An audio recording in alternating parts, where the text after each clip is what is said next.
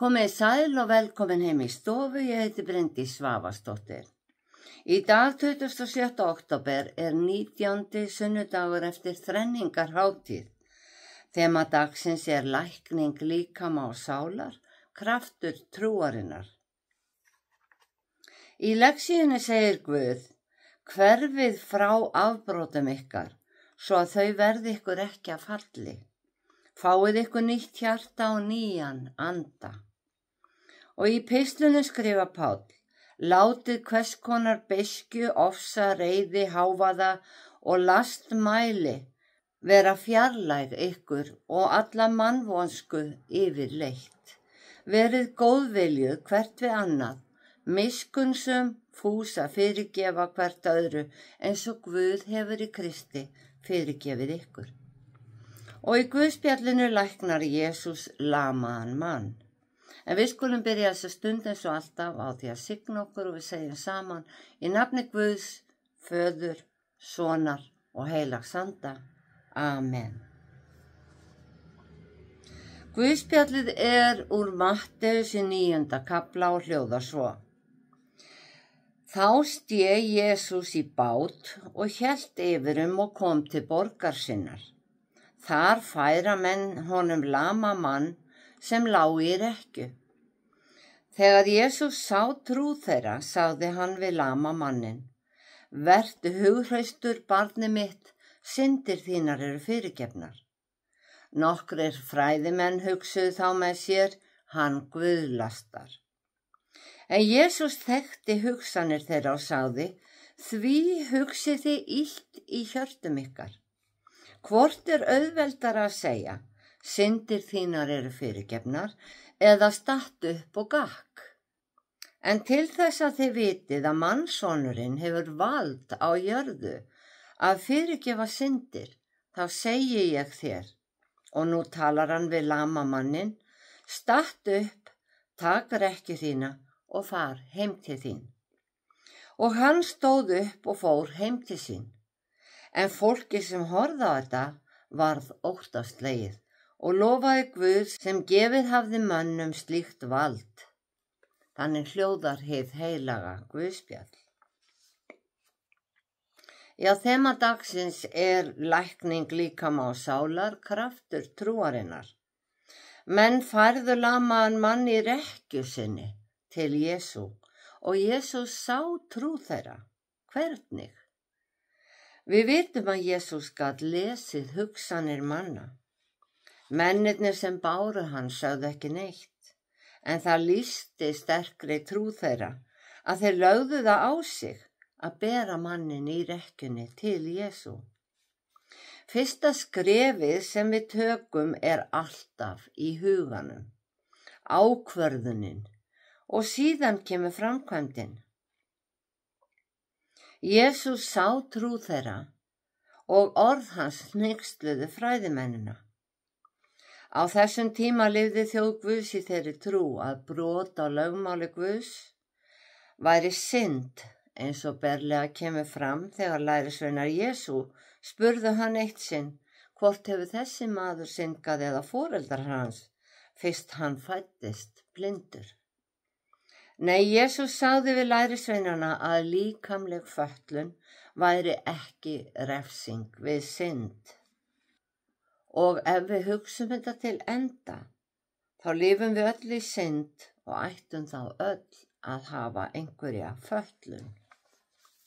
Þegar Jesús notar setninguna syndir þínar eru fyrirgefnar, þá virðist hann vera að nota tækifærið til að reyna að sannfæra fræðimenn og farisea að hann sé líka Guð. Því ef það var Guð sem refsaði með fötlun, þá gat Guð einn aflétt fötluninni.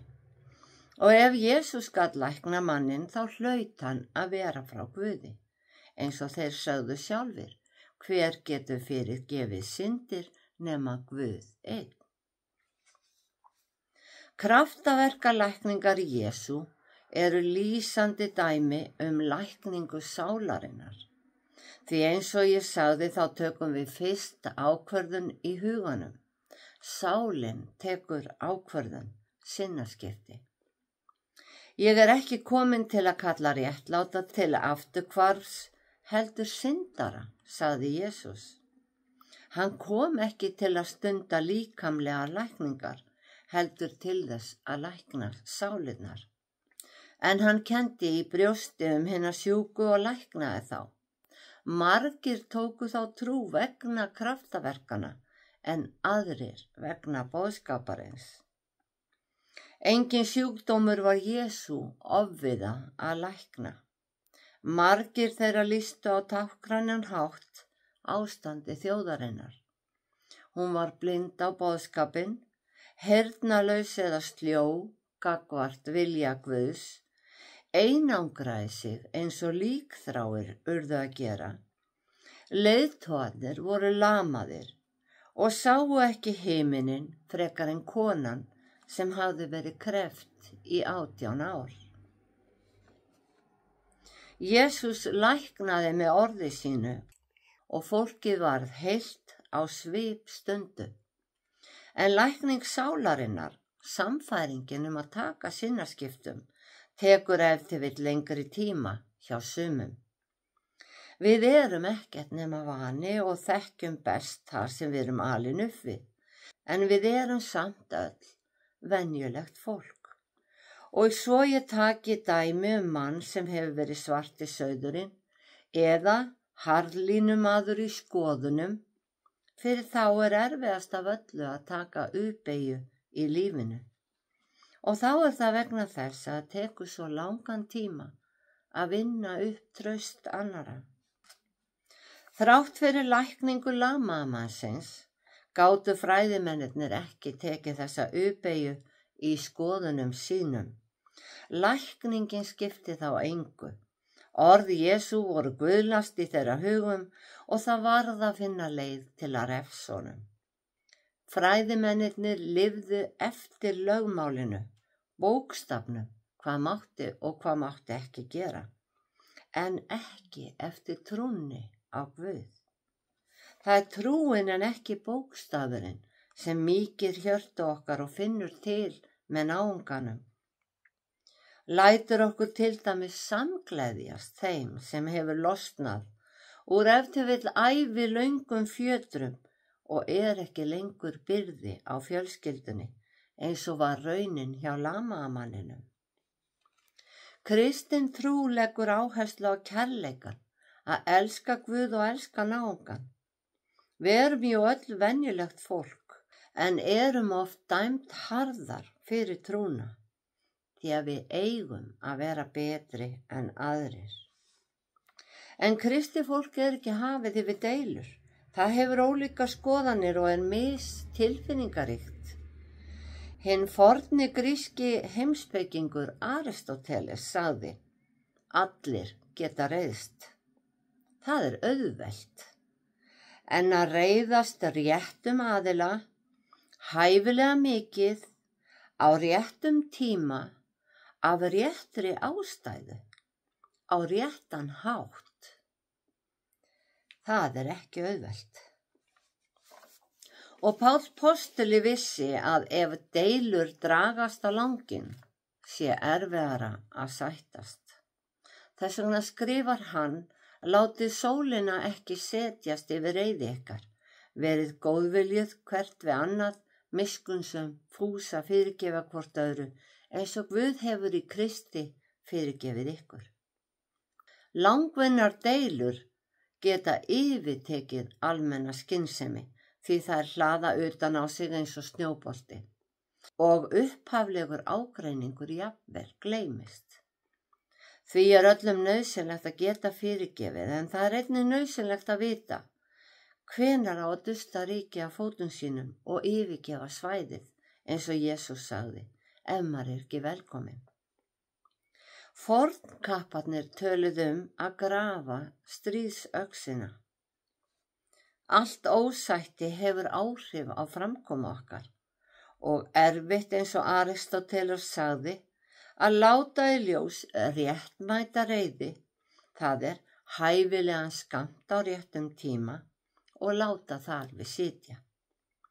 Þess vegna leggur Guð áherslu á að geta fyrirgefið bæði sjálfum sér og öðrum. Ef þið fyrirgefið mönnum misgjörðir þeirra, þá mun og Faðir ykkar himneskur fyrirgefa ykkur. Já, kraftur trúarinnar er mikill, hann getur hjálpað til allra góðra verka, líka til að taka U-beygjur í lífinu. Allir hafa einhverja lesti sem þau vilja losna við, en skortir sjálfsaga. Guð getur hjálpað öllum að taka viðsnúning. Í lexíunni hvetur Páll söfnuðinn í Efesus til góðra verka, þó að á móti blási hjá þeim.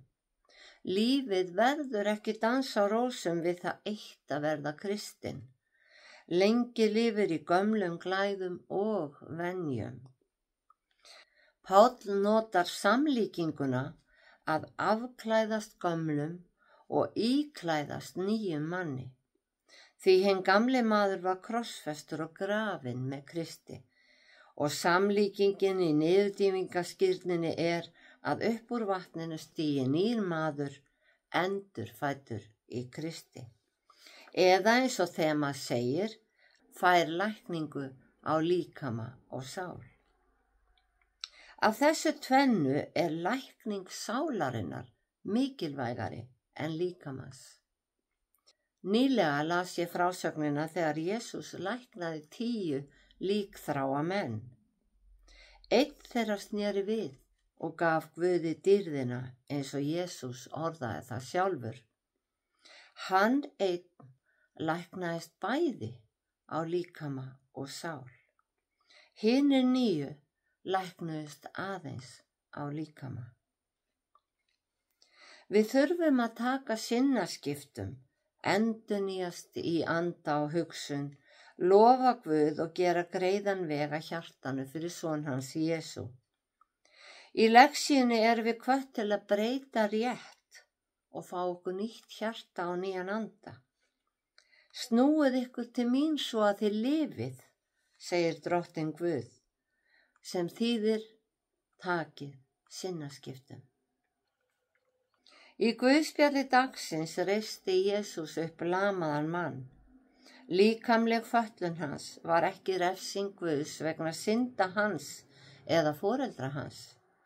En með lækningunni sýndi Jesús að hann hefur vald til að gera hið ómögulega og umbreyta þannig lífi manna. Mikilvægast af öllu er umbreyting hugans, sinnaskipti sálarinnar. Kraftaverk Jesú eru tákmyndir fyrir hvað Guð mun gera fyrir okkur. Með nýju hjarta og nýjum anda erum við orðin hluti af líkama Krists. Við öðlumst nýja sýn, skiljum orð Guðs á nýjan hátt, fáum nýja hugsun, verðum reist upp til nýs lífs, íklætt hinum nýja manni sem er skapaður í Guðs mynd og breytir eins og Guð vill. Því að með nýjum manni fáum við nýjan líkama og nýtt líf. Þá erum við í eitt skipti fyrir öll, læknuð á líkama og sál. Drottinn blessi þig og varveiti þig, Drottinn láti sína ásjónu lýsa yfir þig og sé þér náðugur, Drottinn upplyfti sínu augliti yfir þig og gefi þig frið. Í Jesú nafni, amen.